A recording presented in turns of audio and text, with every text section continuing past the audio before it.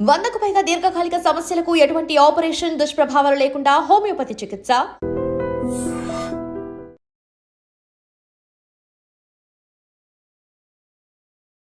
Welcome to iDream media. So ఈ మధ్యకాలంలో మనం వింటున్నాం ఏంటంటే అసలు గ్యాస్ట్రిక్ ఇష్యూస్ అనేవి చాలా ఇబ్బంది పెడుతూ ఉన్నాయి. యాసిడిటీ వచ్చింది లేదా గట్ హెల్త్ పాడైపోయింది ఇలా చెప్తూ ఉన్నారు. అసలు ఎందుకు పొట్టకు సంబంధించిన ఇష్యూస్ అనేవి ఎందుకు వస్తున్నాయి, రాకుండా మరి మనం ఏం జాగ్రత్తలు తీసుకోవాలి, ఆహార నియమాలు అంటే ఏముంటాయి, ఇక ఒకవేళ పొట్టకు సంబంధించి మరీ ఇష్యూస్ వచ్చినప్పుడు ఎటువంటి ట్రీట్మెంట్స్ అనేవి ఉన్నాయి, వివరాలు తెలుసుకుందాం.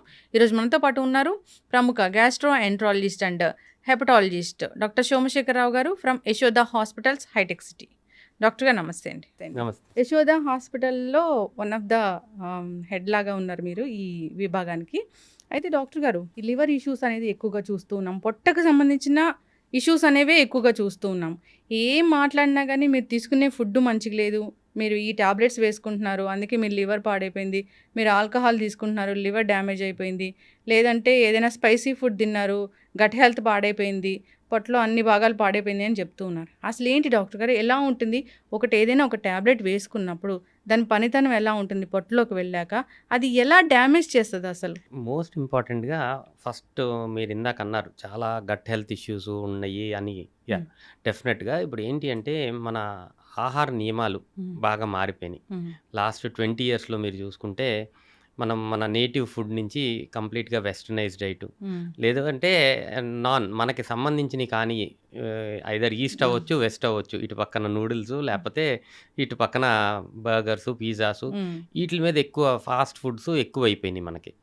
ఈ ఆహార నియమాల్లో మార్పులు రావటం వల్ల గట్ హెల్త్ డ్యామేజ్ అనేది మనం ఎక్కువగా చూస్తాం జరుగుతుంది. రెండోది టాబ్లెట్స్, మందులు, రకరకాల మందులు ఉన్నాయి, కొత్త కొత్త మందులు చాలా వచ్చినాయి. సో కొన్ని రకాల మందులు, అది అలోపతి అవ్వచ్చు, హోమియోపతి అవ్వచ్చు, ఇంకా ఆయుర్వేదం అవ్వచ్చు, రకరకాల మందుల వల్ల ఈ మందులు బేసిక్లీ ఫస్ట్ పాస్ మెటబాలిజం ఇప్పుడు లివర్ నుంచి వెళ్తుంది జరుగుతుంది. ఈ మందు ఫస్ట్ ఫిల్టరేషన్ లివర్ నుంచి లివర్లో నుంచి పాస్ అవుతాం జరుగుతుంది. ఎందుకంటే మనం తిన్న ఆహారం కానీ మందులు కానీ ఇంటెస్టైన్ లోపలికి వెళ్ళిన తర్వాత అది కరిగి పోర్టల్ వీన్ అనే బ్లడ్ వెజల్, ఈ ఇంటెస్టైన్లో నుంచి ఆ బ్లడ్ బ్లడ్ సప్లై అంతా లివర్కి చేస్తుంది. సో ఒకవేళ కనుక ఆ మందుల వల్ల, కొన్ని రకాల మందుల వల్ల లివర్కి డ్యామేజ్ జరిగే అవకాశం ఉంటుంది. సో ఫస్ట్ ఎఫెక్ట్ లివర్కి ఉండే అవకాశం ఉంటుంది. సో ఇలా మందుల వల్ల లివర్కి డ్యామేజ్ అయ్యే అవకాశం, సో మందుల వల్ల ఇంటెస్టైన్కి కానీ లివర్కి కానీ ఫస్ట్ ప్రాబ్లం వచ్చే అవకాశం చాలా ఎక్కువగా. ఏదైనా స్పైసీ ఫుడ్ తిన్నప్పుడు కూడా అది లివర్ మీద ఎఫెక్ట్ చూపిస్తుందా? స్పైసీ ఫుడ్ లివర్ మీద ఎఫెక్ట్ డైరెక్ట్గా చూపించదండి. స్పైసీ ఫుడ్ ఎప్పుడైనా గ్యాస్ట్రిక్ మ్యూకోజా అంటే పొట్ట లోపల ఉన్న లైనింగ్ మీద దాని ఎఫెక్ట్ ఉండే అవకాశం ఉంటుంది. దీనికన్నా ముఖ్యంగా మనం బయట తింటాం చాలా కామన్ అయిపోయింది. చాలా ఎక్కువ మంది ఎక్కువ శాతం ఏదో ఒక రోజు, వారంలో ఒక రోజు తిందాం అనేవాళ్ళు, వారంలో 5 రోజులు తినేవాళ్ళు, ఇలా రకరకాలుగా బయట ఆహారంకి అలవాటు పడతాం చాలా ఎక్కువగా చూస్తున్నాం. స్పైసెస్ కన్నా అందులో ముఖ్యంగా మనం చూసేది ఏంటంటే ఇన్ఫెక్షన్స్. హెలికోబాక్టర్ పైలోరి అని ఒక బ్యాక్టీరియల్ ఇన్ఫెక్షన్ కలుషితమైన ఆహారము, కలుషితమైన నీరు ద్వారా మన పొట్ట లోపలికి చేరుకుని మల్టిపుల్ ప్రాబ్లమ్స్, మన పొట్టకి చిన్న పేగులో మొదటి భాగమైన డియోడినంకి పూత రావటం కానీ, అల్సర్స్ రావటం కానీ, ఈ అన్నిటికీ ముఖ్యమైన కారణం హెలికోబాక్టర్ పైలోరి. ఇదివరకు రోజుల్లో 1960s 1970s వరకు కారం తినే వాళ్ళకు లేకపోతే ఎక్కువ స్పైసీ ఫుడ్ తినే వాళ్ళకి అల్సర్స్ వస్తాయని అనుకునేవాళ్ళు. కానీ ఈ హెలికోబాక్టర్ పైలోరి అని ఒక బ్యాక్టీరియాని డిస్కవర్ చేసిన తర్వాత 85% మందికి పొట్ట లోపల కానీ, డియోడినం పేగు లోపల మొదటి భాగంలో కానీ అల్సర్స్ రావడానికి ఈ బ్యాక్టీరియా కారణమని తెలుసుకోవటం జరిగింది. ఇంకా 10% మందికి మనం వాడే మందులు, కొన్ని రకాల పెయిన్ కిల్లర్స్, ఇలా దీర్ఘకాలికంగా వాడే మందుల వలన, ఇంకా ఇతరత్ర రేర్గా కొన్ని రకాల మందుల వలన బిస్ఫాస్ఫినేట్స్ అంటారు, మనకి బోన్స్ వీక్గా ఉన్నాయి అని చెప్పి ఇంజెక్షన్స్ లాగా టాబ్లెట్స్ లాగా ఇస్తారు. దీనివల్ల ఇలాగా కార్డియాక్ మెడికేషన్స్, ఎకోస్పిరిన్ ఎక్కువ మంది వాడుతూ ఉంటారు, దానివల్ల అది 15% మందికి. 85% మందికి ఈ హెలికోబాక్టర్ పైలోరి అనే ఇన్ఫెక్షన్ వల్ల వస్తుంది అనేది మనం తెలుసుకున్నాం. సో ఈ అన్నిటికీ ముఖ్యమైన కారణం కలుషితమైన ఆహారము, నీరు. ఏది ఇప్పుడు మనం రుచి కోసం ఏది తీసుకున్నా అది పొట్ట మీద ఖచ్చితంగా ప్రభావం అనేది చూపిస్తుంది. సో చూపిస్తుంది. మీరు ఇన్నేళ్ల సర్వీస్లో ఉన్నారు, ఇలాంటి గ్యాస్ట్రిక్ ఇష్యూస్తో అసలు ఎంతమంది వస్తున్నారండి రోజుకి? ఫ్రాంక్లీ స్పీకింగ్ అండి, మనం రోజుకి ఒక యావరేజ్‌గా 30 ఓపీ నేను 30 పేషెంట్స్‌ని చూస్తే, మ్మ్. అందులో 25 మంది మ్మ్. అంటే ఆల్మోస్ట్ 85% మ్మ్. Gastric issues, gastrointestinal problems. మ్మ్.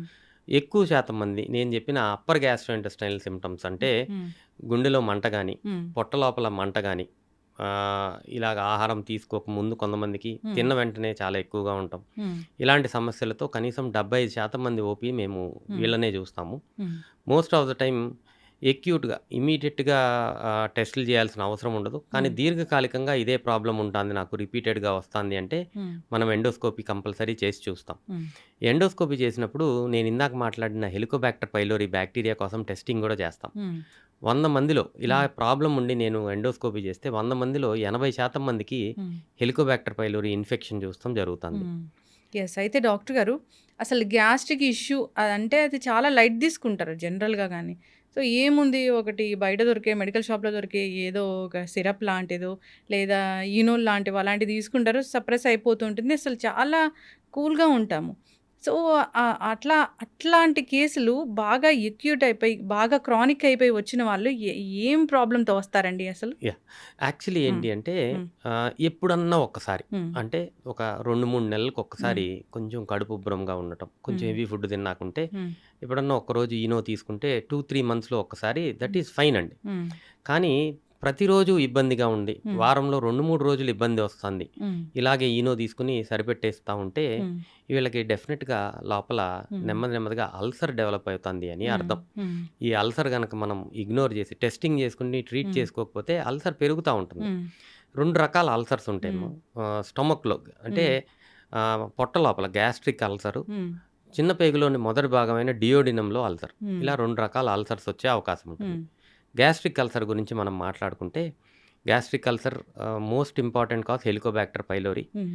హెలికోబాక్టర్ పైలోరీ ఇన్ఫెక్షన్ ఇనీషియల్‌గానే అల్సర్ అవ్వదది. మ్మ్. ముందు పూతలాగా వస్తుంది. దీర్ఘకాలికంగా దీన్ని పట్టించుకోకుండా ట్రీట్మెంట్ సరిగ్గా చేసుకోకపోతే మ్మ్. ఇది నెమ్మదిగా అల్సర్ కింద పరిగణిస్తుంది. అది అలా ఈ symptoms. ఉండిపోతుంది ఆ బ్యాక్టీరియా.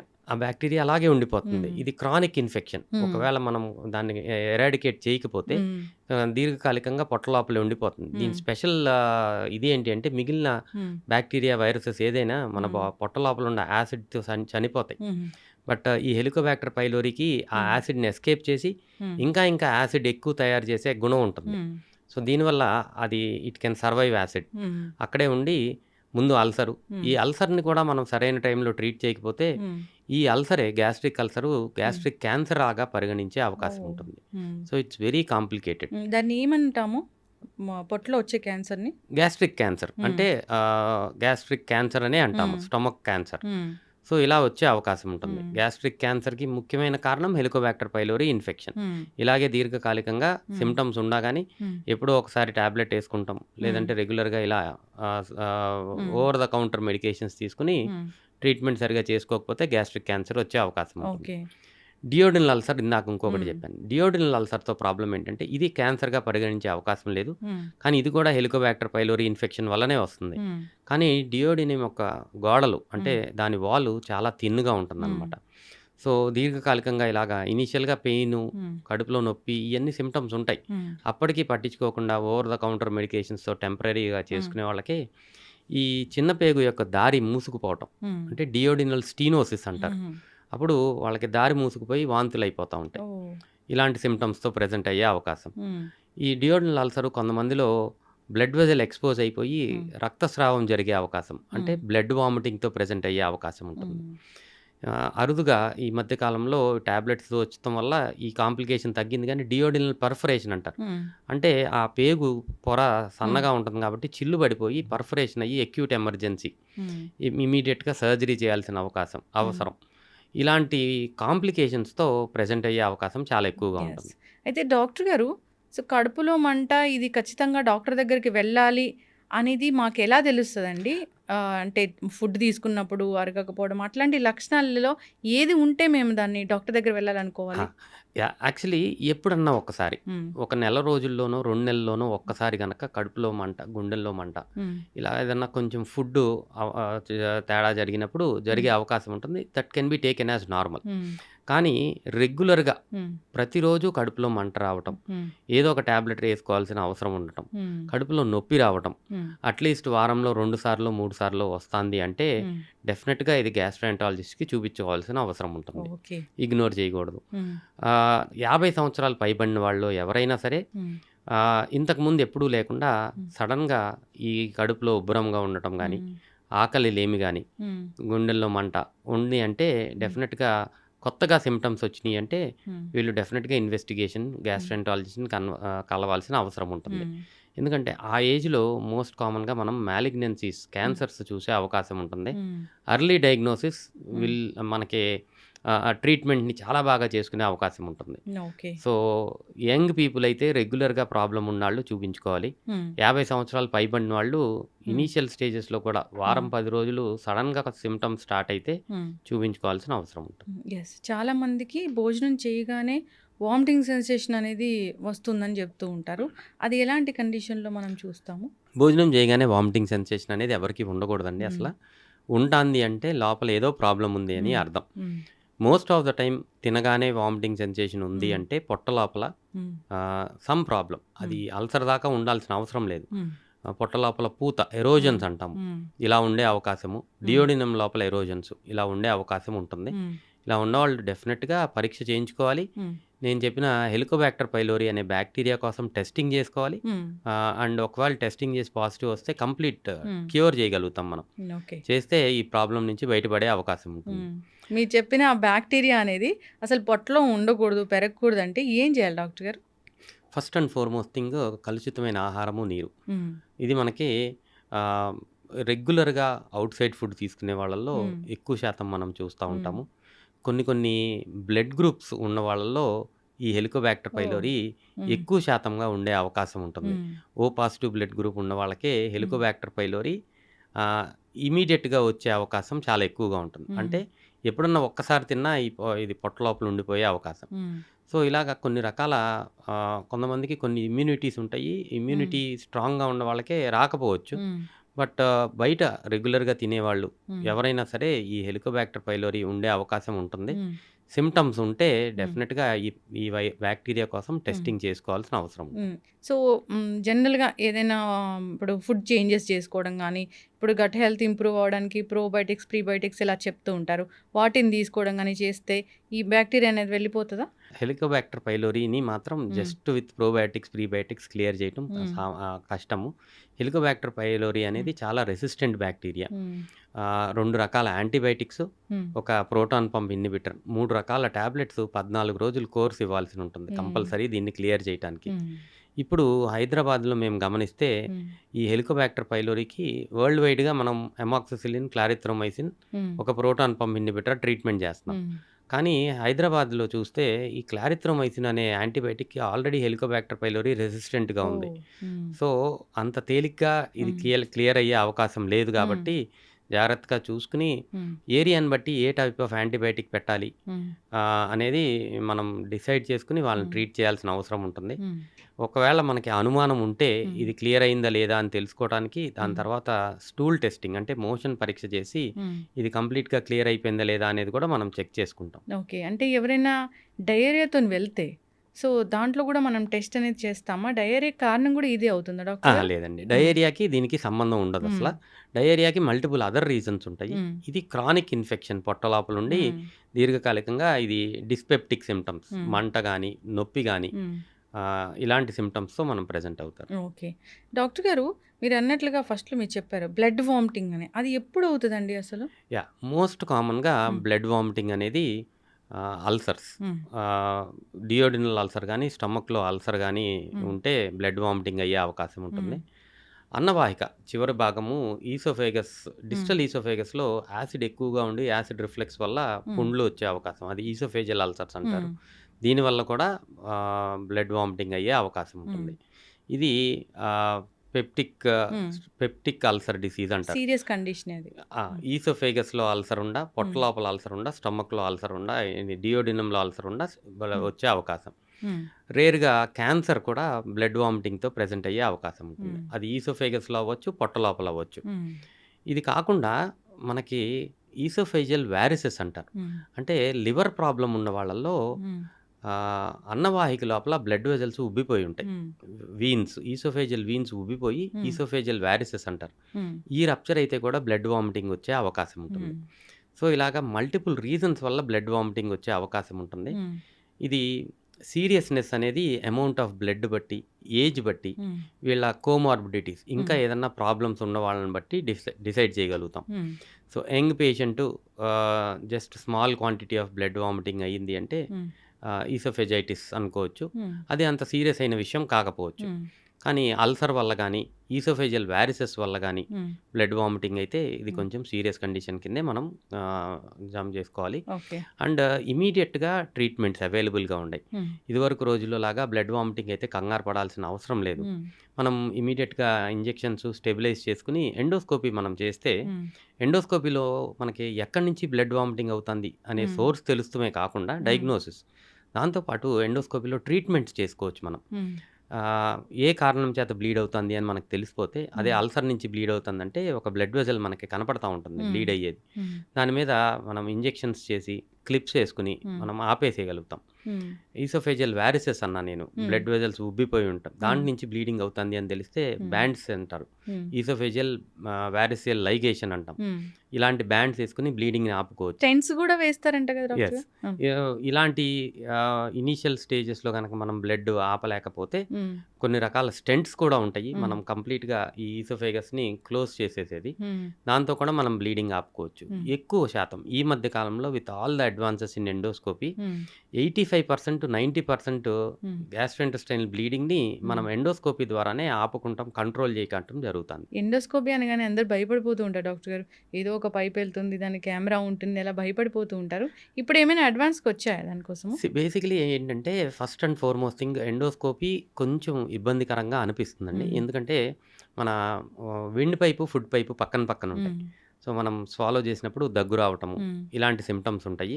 లోకల్‌గా అనెస్థీషియా ఇచ్చి ఎండోస్కోపీ చేస్తాం. ఓహ్! లోకల్ స్ప్రే చేసుకొని చేస్తాము. హ్మ్. బాగా కోఆపరేటివ్ పేషెంట్ అయితే చాలా కంఫర్టబుల్‌గా చేయించేసుకుంటారు. హ్మ్. డయాగ్నోస్టిక్ ఎండోస్కోపీ మనకి మాక్సిమం హ్మ్. 5 మినిట్స్‌లో అయిపోతుంది. హ్మ్. కానీ చాలామంది ఇబ్బంది పడుతున్నారు కాబట్టి హ్మ్. మనం కాన్షియస్ సెడేషన్‌లో కూడా ఎండోస్కోపీలు చేస్తాం హ్మ్. జరుగుతుంది. అంటే కంప్లీట్‌గా మత్తులో ఉంటారు. మత్తులో 15 మినిట్స్ హ్మ్. కంప్లీట్ అనెస్థీషియాలో మనం హ్మ్. ఎండోస్కోపీ చేసుకోవచ్చు. హ్మ్. ఇలాంటి థెరపటిక్ ప్రొసీజర్స్ హ్మ్. ఏదైనా ఎండోస్కోపీలో ఏదన్నా కనపడబోతుంది, మనకి బ్లీడింగ్ అవుతుంది అన్నప్పుడు హ్మ్. మనం అనెస్థీషియా ఇచ్చుకొని హ్మ్. వాళ్ళకి ఇబ్బంది లేకుండా ఎండోస్కోపీ ప్రొసీజర్ చేసుకోవచ్చు. హ్మ్. సో, ఎండోస్కోపీ గురించి భయపడాల్సిన అవసరం లేదు. అవసరమైనాళ్ళు కంఫర్టబుల్‌గా చేయించుకోవచ్చు. యెస్. ఇప్పుడు గట్ హెల్త్ గురించి మాట్లాడుకున్నాం డాక్టర్ గారు. అసలు గట్ హెల్త్ ఎవరికీ లేదు. అందరూ బయట ఫుడ్ తీసుకుంటున్నారు. ఇష్యూస్ అనేవి వస్తూ ఉన్నాయి. మంచి బ్యాక్టీరియా అసలు ఉండడం లేదని అన్నారు. సో, ప్రోబయోటిక్స్, ప్రీబయోటిక్స్ అని ఎక్కువగా వింటూ ఉన్నాం. అసలు తెలీదు అసలు వాటి గురించి. ఏదో టాబ్లెట్స్ ఉంటాయి లేదా చద్దన్నం ప్రోబయోటిక్ ఇలా చెప్తూ ఉంటారు. ఎలా డిఫైన్ చేస్తారండి? ప్రీబయోటిక్ ఏంటి? అసలు ప్రోబయోటిక్ ఏంటి? ఇవి పొట్టని ఎలా మంచిగా చేస్తాయి అసలు? బాగా అర్థమయ్యేటట్టు ఫస్ట్ చెప్తాను. హ్మ్. ప్రోబయాటిక్స్ అంటే మనకి మీరన్నారు ఇందాక చద్దన్నం. హ్మ్. చద్దన్నంలో మజ్జిగ హ్మ్. ఏసి రోజంతా నైటంతా ఉంచుతారు. హ్మ్. సో, ఒక రకమైన గుడ్ బ్యాక్టీరియా డెవలప్ అవుతుంది. హ్మ్. ఇది ప్రతి ఒక్కళ్ళకి, హ్మ్. ప్రతి ఒక్క హ్యూమన్ బీయింగ్‌కి గట్ మైక్రోబయోమ్ అంటాం. హ్మ్. హ్మ్. గట్ మైక్రోబయోమ్ అంటే కొన్ని లక్షల మిలియన్స్ హ్మ్. ఆఫ్ బ్యాక్టీరియా మన ఇంటెస్టైన్ లోపల ప్రతి ఒక్కళ్ళకి ఉంటుంది. హ్మ్. అది ప్రతి హ్యూమన్ బీయింగ్‌కి ఆహ్, పుట్టిన వెంటనే హ్మ్. ఎప్పుడైతే తల్లిపాలు తీసుకుంటారో హ్మ్. కొలెస్ట్రామ్ అంటారు. ఫస్ట్ మిల్క్ చాలా మంచిది మదర్ నుంచి అవును. చిల్డ్రన్‌కి వచ్చేది హ్మ్. అంటారు. ఆ కొలెస్ట్రామ్ ఎప్పుడైతే బేబీలోకి వెళ్తుందో అప్పుడు స్టార్ట్ అవుతుంది. హ్మ్. అప్పుడు ఈ బ్యాక్టీరియా మంచి మంచి బ్యాక్టీరియా డెవలప్ అవుతూ హ్మ్. మొదలుపెడతాయి. సో, గట్ హెల్త్ బేబీ అప్పుడు ఎప్పుడైతే ఫస్ట్ బ్రెస్ట్ మిల్క్ తీసుకుంటారో అక్కడ స్టార్ట్ అవుతుంది హ్మ్. Gut health actually.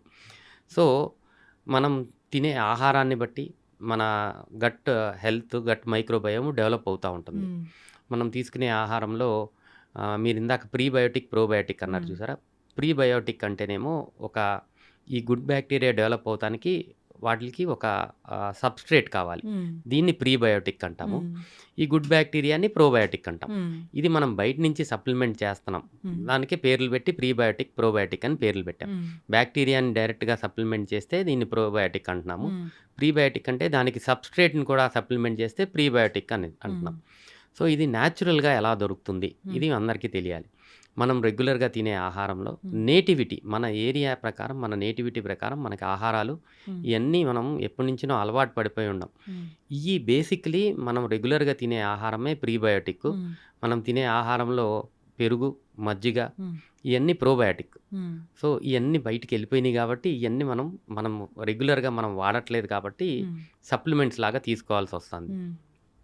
సో, మన ఒక్కొక్క ఏరియాకి అంటే ఫర్ ఎగ్జాంపుల్ ఇండియా మనం తీసుకుంటే ఇండియాలో సౌత్ ఇండియాలో మన ఫుడ్ హ్యాబిట్స్ బట్టి మన గట్ మైక్రోబయోమ్ ఉంటుంది.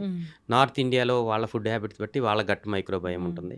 వెస్టర్న్ కంట్రీలో గట్ మైక్రోబయోమ్ ఇలా it varies from person to person. ఇప్పుడు రీసెర్చ్ ఎంత డెవలప్ అవుతుంది అంటే మన హెల్త్ మొత్తాన్ని బాడీ యొక్క హెల్త్ మొత్తాన్ని డిటర్మిన్ చేసేదే గట్ మైక్రోబయోమ్ అనేది ఒక ప్రతి ఒక్క హెల్త్ అంటే హార్ట్ హెల్త్ కానీ, బ్రెయిన్ హెల్త్ కానీ, గట్ హెల్త్ కానీ everything is determined by your gut microbiome అనేది. సో, గట్ మైక్రోబయోమ్ అనేది చాలా చాలా ఇంపార్టెంట్. దాన్ని మనం కాపాడుకోవాలి. ప్రతి ఒక్కళ్ళకి గుడ్ బ్యాక్టీరియా ఉంటుంది. ఎప్పుడైతే మనం ఆహారం బయట నుంచి తీసుకుంటాం, రకరకాల ఇన్ఫెక్షన్స్ వస్తాయో ఈ గుడ్ బ్యాక్టీరియా నెమ్మదిగా తగ్గిపోతూ ఉంటుంది. ఎప్పుడైతే ఈ గుడ్ బ్యాక్టీరియా తగ్గిపోతుందో అప్పుడు డిజార్డర్స్ మనకి ప్రాబ్లమ్స్ వస్తున్నాయి. ఇన్ఫెక్షన్స్ అనేది ప్రతి ఒక్కరికి మరి బయటికి కనిపించేది. ఇది కాకుండా లోపల సిస్టమ్ డ్యామేజ్ అవుతూ ఉంటుంది. ఇలాగా ఏ రోజైతే గట్ మైక్రోబయోమ్ గుడ్ బ్యాక్టీరియా తగ్గిపోయి బ్యాడ్ బ్యాక్టీరియా పెరిగిపోతుందో అప్పుడు డిసీజెస్ స్టార్ట్ అవుతాయి. నాట్ జస్ట్ గట్ డిసీజెస్ అంటే పొట్టకి సంబంధించింది కాకుండా మిగిలిన డిసీజెస్ కూడా అలా డెవలప్ అవుతున్నాయి అనేది ఇప్పుడు కొత్త థియరీ. సో, దీన్ని మనం చాలా చోట్ల ఎక్స్పెరిమెంట్స్ ప్రూవ్ జరుగుతుంది. సో, ప్రతి ఒక్కళ్ళు స్టిక్ టు యువర్ బేసిక్స్. పెరుగు తినండి రోజు, మజ్జిగ తాగండి అందరూ, బయట ఫుడ్స్ అవాయిడ్ చేయండి. ఎక్సెసివ్‌గా ఏమంటారు ఆయిలీ, ఫ్యాటీ ఫుడ్స్ ఇయన్నీ తీసుకున్నప్పుడు ఈ గట్ మైక్రోబయోమ్ తగ్గిపోతూ ఉంటుంది. ఎక్కువసేపు డైజెషన్‌కి తీసుకునే ఫుడ్స్ కూడా గట్‌ని పాడు చేస్తాయి డాక్టర్ గారు. ఇప్పుడు నాన్ వెజ్ లాంటివి ఎక్కువసేపు టైం పడుతుంది.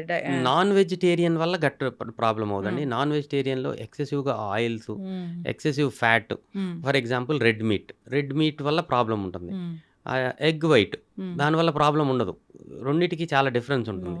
సో, గుడ్ ప్రోటీన్ బ్యాలెన్స్డ్ డైట్లో గుడ్ ప్రోటీన్ ఉండాలి. బట్ రెడ్ మీట్లో ఎక్సెసివ్‌గా ఫ్యాట్స్ ఉంటాయి. ఇలా బ్యాలెన్స్ చేసుకోవాల్సిన అవసరం ఉంటుంది. ఇందాక మీరు ప్రీబయోటిక్ మనం రెగ్యులర్‌గా పండ్లు, కాయగూరలు ఇవన్నీ దే యాక్ట్ యాజ్ ప్రీబయోటిక్స్. అవి గట్ మైక్రోబయోమ్ గ్రోత్‌కి హెల్ప్ చేస్తూ ఉంటాయి. సో, అది మనం ఖచ్చితంగా ఫ్రూట్స్ తీసుకోవాలి. డాక్టర్సే చెప్తున్నారు మజ్జిగ ఇలాంటివి తీసుకోవాలని. నిజంగా పెరుగు తీసుకోవడం, మజ్జిగ తీసుకోవడం అట్లా తీసుకునే వాళ్ళని అయ్యో వీళ్ళు ఎవరో పాతకాలం వల్ల చూస్తూ ఉన్నారు డాక్టర్ గారు. ఎక్కడ చూసినా ఫ్రైడ్ ఫుడ్స్ ఇలాంటివే ఉన్నాయి. సో, గట్టంతా పాడైపోతూ ఉంది. సో, ఎప్పుడైనా హెల్తీ హ్యాబిట్స్ ఉండేలా చూసుకోవాలని కోరుకున్నాను డాక్టర్ గారు. అయితే లివర్ ఇష్యూస్ అండి చాలా మందిలో మనం చూస్తూ ఉన్నాము. ఈ ఏదైనా ఆల్కహాల్ తీసుకుంటే అది లివర్ మీద ఎఫెక్ట్ చూపిస్తుంది అట్లా చెప్తూ ఉంటారు. ఏదైనా ఒక ట్యాబ్లెట్ వేసుకుంటే లివర్ మీద ఎఫెక్ట్ చూపిస్తుంది అన్నప్పుడు అసలు ఎందుకు లివర్ మీద ఇవి ఎఫెక్ట్ చూపిస్తాయి? యాంటీబయాటిక్స్ అయితే మరీ ఎక్కువగా చూపిస్తాయని చెప్తారు.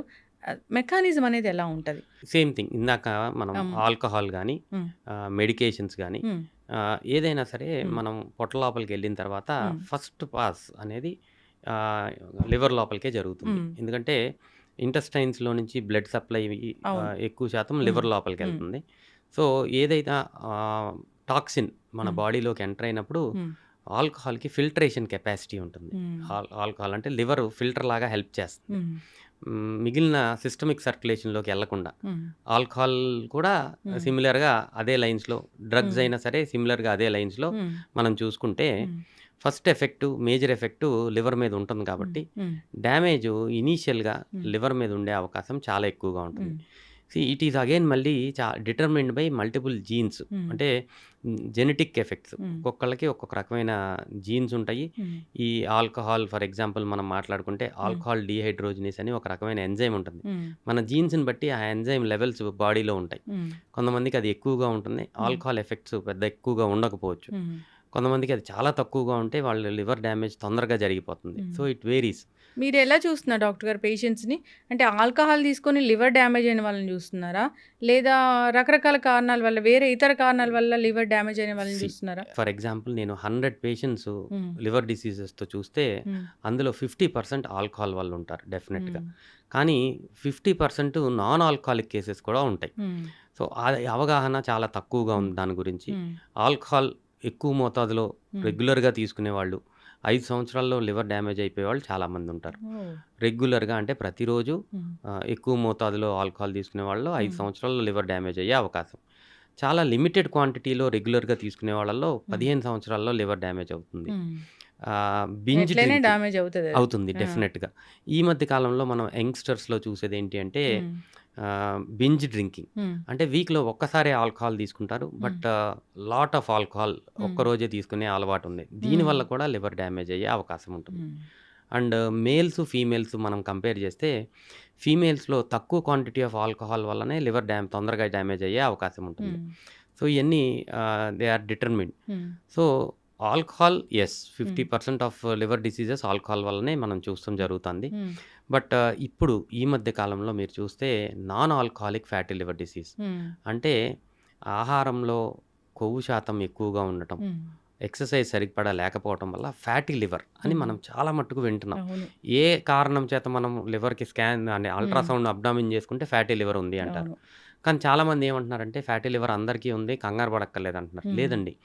నెక్స్ట్ 10 ఇయర్స్‌లో ఆల్కహాల్ కన్నా ఎక్కువ శాతం మందికి లివర్ డ్యామేజ్ అవుతానికి ఈ fatty liver, non alcoholic fatty liver కారణమయ్యే అవకాశం ఉంది. హ్మ్. So, non fatty alcoholic liver ఉంటే ఏం అవ్వదని చెప్తున్నారు కదా డాక్టర్ గారు. అదే మీరు ఎగ్జాక్ట్‌లీ. చెప్పింది. ఆ! ఫ్యాటీ లివర్ అనేది అందరిలో చూస్తూ ఉన్నాము. అది ఏమి పెద్ద మనకి హెల్త్‌కి పాడు చేసేది ఏం కాదని చెప్తూ ఆ! ఉన్నారు. అది కరెక్ట్ కాదండి. హ్మ్. అది అపోహ. ఫ్యాటీ లివర్ డిసీజ్ వల్ల హ్మ్. ఈ మధ్య కాలంలో లివర్ సిరోసిస్ అంటే హ్మ్. ఎండ్ స్టేజ్ ఆఫ్ లివర్ డిసీజ్‌ని మనం చూస్తాం జరుగుతుంది. హ్మ్. ఈ రోజుకి యాస్ ఆఫ్ నౌ హ్మ్. యూఎస్‌లో non alcoholic fatty liver disease is leading cause of liver transplantation. అబ్బో! ఆల్కహాల్ కన్నా నాన్ ఆల్కహాలిక్ ఫ్యాటీ లివర్. హ్మ్. నెక్స్ట్ 10 ఇయర్స్‌లో ఇండియా అక్కడ ఉంటుంది. హ్మ్. Non alcoholic fatty liver disease వల్ల ఎక్కువ శాతం మందికి లివర్ డ్యామేజ్ అయిపోయి లివర్ ట్రాన్స్‌ప్లాంటేషన్ అవసరం పడే అవకాశం. హ్మ్. సో, మనం మేల్కోవాలి. హ్మ్. Fatty liver disease is dangerous. హ్మ్. అండ్ ఎర్లీ స్టేజ్‌లో లివర్ డిసీజ్, ఫ్యాటీ లివర్ ఉంది అని తెలుసుకుంటే రివర్సబుల్ అంటే చాలా easy. Hmm. Just adhering to strict lifestyle. Hmm. ఆహార నియమాలు, రెగ్యులర్‌గా ఎక్సర్సైజ్ చేస్తే హ్మ్. 90% మందిలో మందులు లేకుండా హ్మ్. ఫ్యాటీ లివర్ రివర్స్ అయ్యే అవకాశం ఉంటుంది. ఓకే. ఏం కాదు అంటే హ్మ్. ఇగ్నోర్ చేస్తారు ఎవరైనా. హ్మ్. లేదు దీనివల్ల డ్యామేజ్ వస్తుంది, హ్మ్. ఫ్యూచర్‌లో డ్యామేజ్ అవుతుంది అంటే రివర్స్ చేసుకునే అవకాశం ఉన్నప్పుడు రివర్స్ హ్మ్. చేసుకోవాల్సిన అవసరం ఉంది. యెస్. ఈ షుగర్ పేషెంట్స్‌కి కూడా యెస్. లివర్ ఇష్యూస్ ఎక్కువగా వస్తాయంట డాక్టర్ గారు? మోస్ట్ ఇంపార్టెంట్ హ్మ్. నాన్ ఆల్కహాలిక్ ఫ్యాటీ లివర్ హ్మ్. డిసీజ్.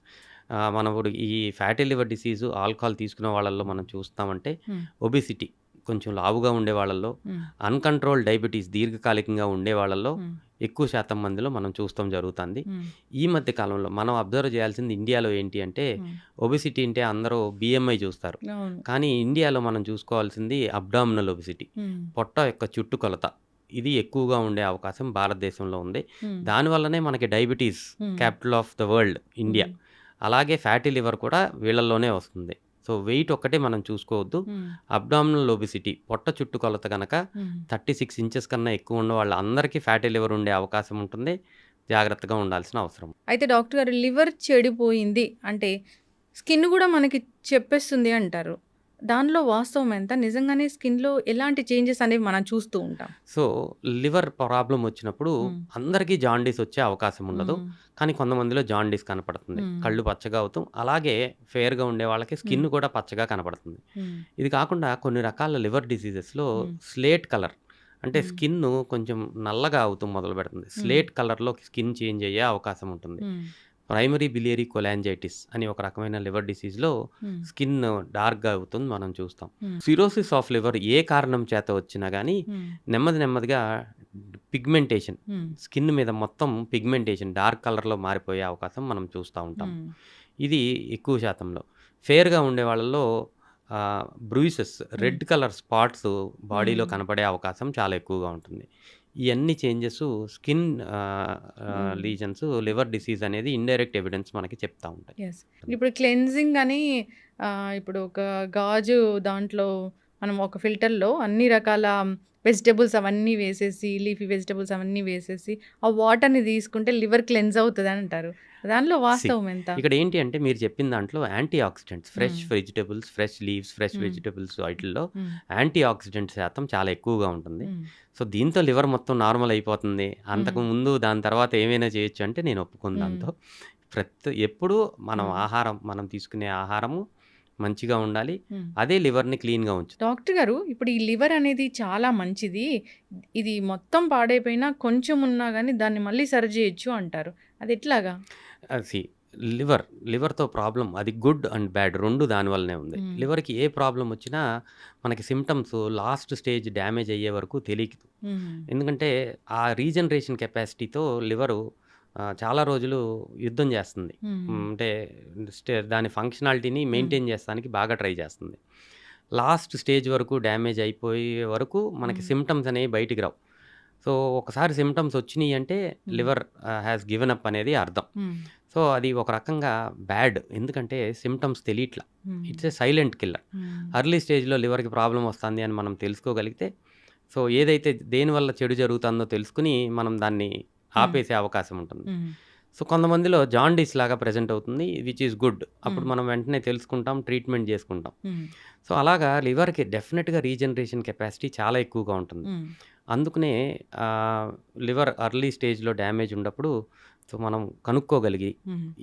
ఏదైతే డ్యామేజ్ కాజ్ చేస్తుంది, for hmm. Example alcohol hmm. ఆపేసామనుకోండి, hmm. Liver regenerate అయ్యి మళ్ళీ నార్మల్సీకి వచ్చే అవకాశం చాలా మ్మ్. ఎక్కువగా ఉంటుంది.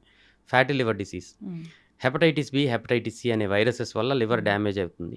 అర్లీ స్టేజ్లో కనుక్కుని ఈ వైరసెస్ని మనం ట్రీట్ చేస్తే మళ్ళీ రీజనరేట్ అయ్యి మళ్ళీ నార్మల్సీకి వచ్చేస్తుంది. మ్మ్. గుడ్ అండ్ బ్యాడ్ రెండు దీంట్లోనే ఉన్నాయి. ఈ హెపటైటిస్ బి, హెపటైటిస్ సి అనేవి ఎవరిలో వస్తాయి డాక్టర్ గారు ఇలాంటివి? Hepatitis B and hepatitis C మ్మ్. బేసికలీ బ్లడ్ అండ్ ఈ బ్లడ్ ప్రొడక్ట్స్ వల్ల మ్మ్. ట్రాన్స్మిషన్ అవుతుంది. అంటే మ్మ్. ఎవరైనా అపరిశుభ్రమైన బ్లడ్, అంటే బ్లడ్ బ్యాంక్స్లో సరైన బ్లడ్ బ్యాంక్స్లో బ్లడ్ తీసుకోకుండా బ్లడ్ ట్రాన్స్ఫ్యూజన్స్ చేసుకున్న, మ్మ్. ఇంజెక్షన్స్, నీడిల్స్, సిరంజెస్ రీయూజ్ ఓ. చేస్తున్నారు. ఇప్పటికి మ్మ్. కూడా 5% ఇండియాలో జరుగుతుంది. అమ్మో. ఇలాంటి వాటి వల్ల మ్మ్. హెపటైటిస్ బి ఒకళ్ళ నుంచి ఒకరికి ట్రాన్స్మిట్ అయ్యే అవకాశం, మ్మ్. సెక్షువల్ ట్రాన్స్మిషన్ వల్ల ఒకళ్ళ నుంచి ఒకరికి ట్రాన్స్మిట్ అయ్యే అవకాశం, మ్మ్. తల్లి నుంచి పిల్లలకి during the pregnancy, delivery hmm. Transmit అయ్యే అవకాశం చాలా ఎక్కువగా ఉంటుంది. మ్మ్. సో హెపటైటిస్ సి ఇదివరకు రోజుల్లో ఐవి డ్రగ్ అబ్యూస్ ఎక్కువ మ్మ్. చేసే వాళ్ళల్లో హెపటైటిస్ సి ఎక్కువగా చూస్తూ మ్మ్. ఉండేవాళ్ళమే.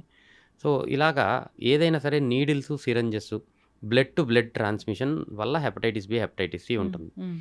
డయాలసిస్ రెగ్యులర్గా చేయించుకునే వాళ్ళల్లో మ్మ్. ఈ హెపటైటిస్ బి, హెపటైటిస్ సి ఉండే అవకాశం ఉంటుంది. మ్మ్. సో ప్రతి ఒక్కళ్ళు లైఫ్లో ఒక్కసారైనా సరే ఈ మ్మ్. హెపటైటిస్ బి, హెపటైటిస్ సి గురించి పరీక్ష చేయించుకుని మ్మ్.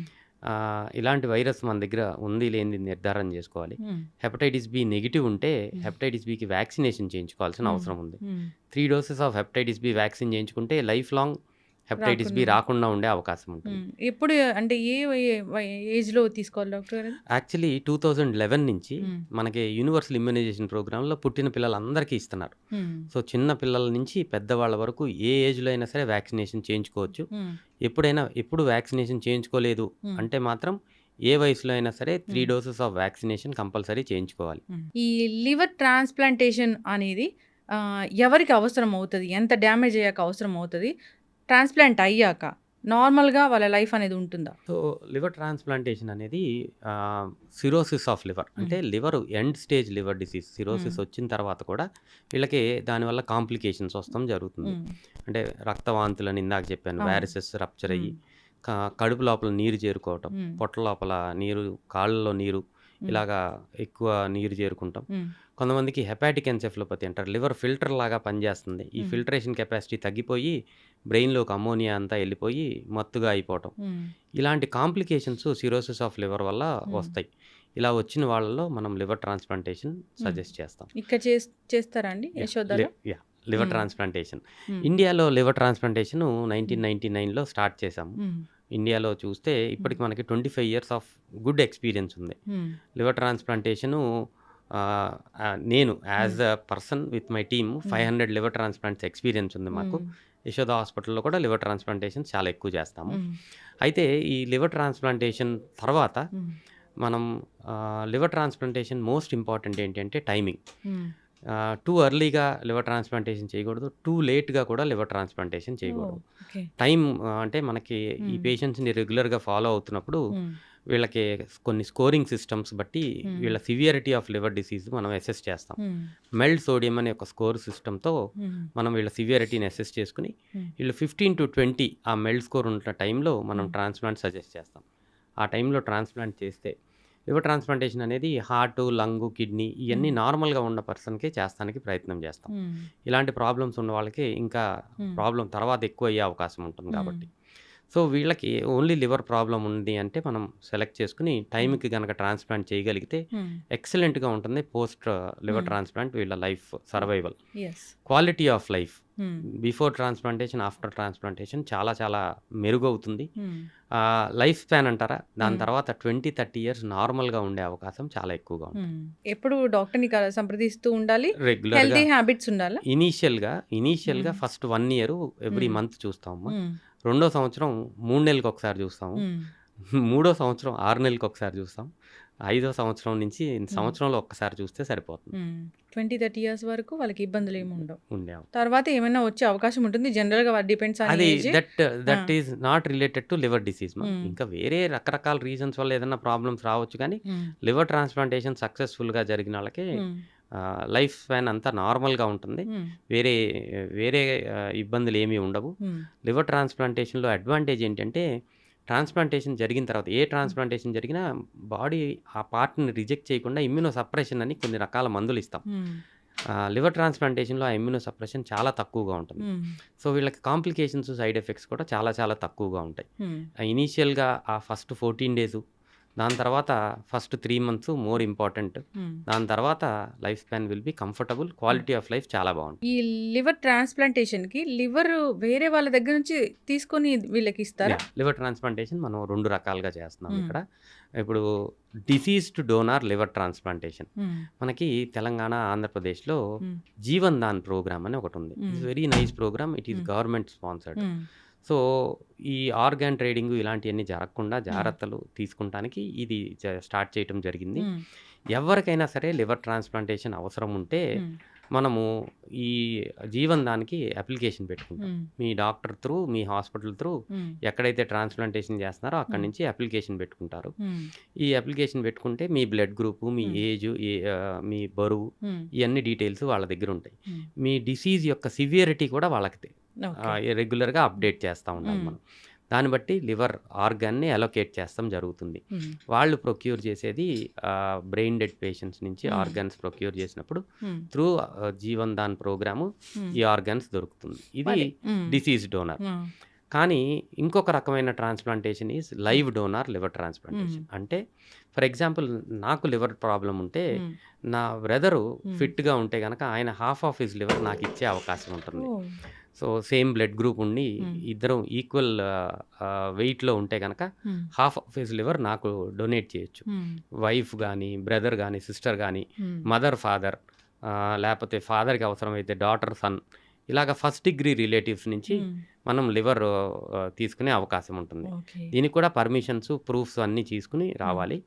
సో, అలా చేసినప్పుడు మనం liver transplantation, living donor liver transplantation హ్మ్. ఇది చాలా సక్సెస్‌ఫుల్‌గా జరుగుతాంది. అవతల వాళ్ళకి ఏమవ్వదా డాక్టర్ గారు? హ్మ్. డెఫినిట్‌గా. వాళ్ళందరిని మనం ఎవాల్యుయేట్ చేసుకొని హ్మ్. లివర్ వాల్యూమ్స్ హ్మ్. ఫర్ ఎగ్జాంపుల్ నేను లివర్ డొనేట్ చేద్దాం అనుకుంటే నా లివర్ యొక్క వాల్యూమ్ ఎంతుంది హ్మ్. చూసుకుంటాము. ఫర్ ఎగ్జాంపుల్ నేను 70 కేజెస్ వెయిట్ ఉంటే హ్మ్. నాకు 700 గ్రామ్స్ ఆఫ్ లివర్ ఉండిపోతే సరిపోతుంది. హ్మ్. మిగిలిన లివర్ నేను డొనేట్ చేయగలుగుతాను. ఓహ్! సో, సేమ్ థింగ్ రిసిపియంట్‌కి హ్మ్. ఎవరికైతే లివర్ అవసరమో హ్మ్. ఆయన 70 కేజెస్ ఉంటే హ్మ్. ఆయనకి 700 గ్రామ్స్ లివర్ ఉంటే సరిపోతుంది. హ్మ్. సో, యావరేజ్‌గా మనకి 1500-1600 గ్రామ్స్ లివర్ హ్మ్. ఉంటుంది ప్రతి ఒక్కళ్ళకి. హ్మ్. సో, దాంట్లో హాఫ్ ఆఫ్ ఇట్ ఇస్తే హ్మ్. నేను డొనేట్ చేస్తే నా లివర్ మళ్ళీ 3 మంత్స్‌లో నార్మల్ సైజ్‌కొచ్చేస్తుంది. హ్మ్. రీజనరేషన్ ఇందాక మీరన్న రీజనరేషన్ ఇక్కడ క్లియర్‌గా తెలుస్తుంది. ఖచ్చితంగా డాక్టర్ గారు. డాక్టర్ గారు చాలా చక్కటి ఇన్ఫర్మేషన్ అండి. పొట్టకు సంబంధించి కావచ్చు, ఈ లివర్ ఇష్యూస్‌కి సంబంధించి కావచ్చు. జనరల్‌గా మేము చూస్తూ ఉంటాం ఏంటంటే గ్యాస్ట్రిక్ ఇష్యూ వచ్చింది. దానికి టాబ్లెట్స్ వేసుకుంటున్నాము. డాక్టర్ గారు ఒక నెల మందులు వాడమన్నారు. Before food తీసుకోమన్నారు. తగ్గిపోతదని చెప్పారు. అని అట్లా వాడుతూ ఉంటారు. ఆ నెల పోయి 10 నెలలు అవుతుంది, సంవత్సరం వరకు కూడా వాడుతూ ఉంటారు. మీరు చెప్పిన ఆ రకరకాల ఇష్యూస్ అనేవి వస్తాయి, డ్యామేజ్ అవ్వడము, ఇంకా అసలు ఫుడ్ అరగకపోవడం, ఇలాంటి ఇష్యూస్ వస్తాయి డాక్టర్ గారు.